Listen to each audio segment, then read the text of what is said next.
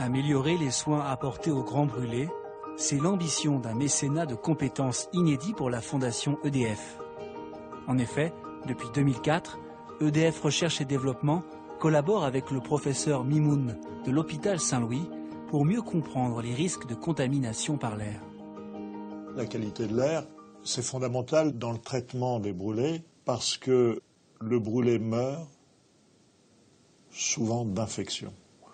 C'est pour ça qu'il était très important de contrôler les masses d'air pour que cet air ne transporte pas des particules ou des germes qui amènent l'infection d'un patient à l'autre. Une qualité d'air sécurisée pour des patients fragilisés, c'est le concept du presque tout dans la chambre, imaginé par le professeur Mimoun. En clair, un lieu où tous les soins seraient regroupés. Restait donc à l'améliorer et le faire valider. Pour cela, le savoir-faire du groupe a été mis à contribution, une première. Nous n'avions jusqu'à présent jamais travaillé sur ce type de particules.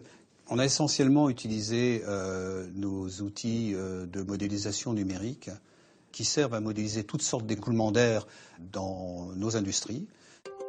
Grâce à ces outils numériques, Christian Beauchesne et son équipe ont pu visualiser et étudier la circulation de l'air dans cet espace confiné.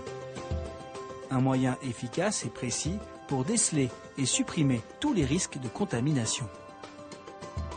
Le logiciel d'EDF était idéal et complètement applicable, complètement transposable immédiatement. Et ça nous a permis d'aller plus loin dans notre raisonnement. Nous dire qu'est-ce qu'il y aura dans cette chambre, combien d'appareils, combien de personnes.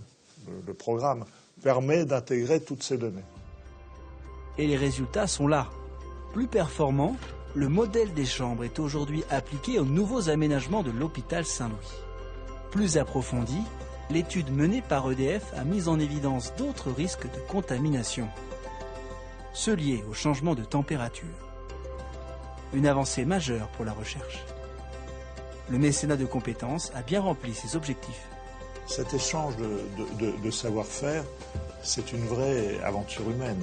On s'est très vite rendu compte que nos actions contribuaient à sauver des vies. Et en cela, je pense qu'on est fiers d'avoir apporté notre petite pierre à l'édifice.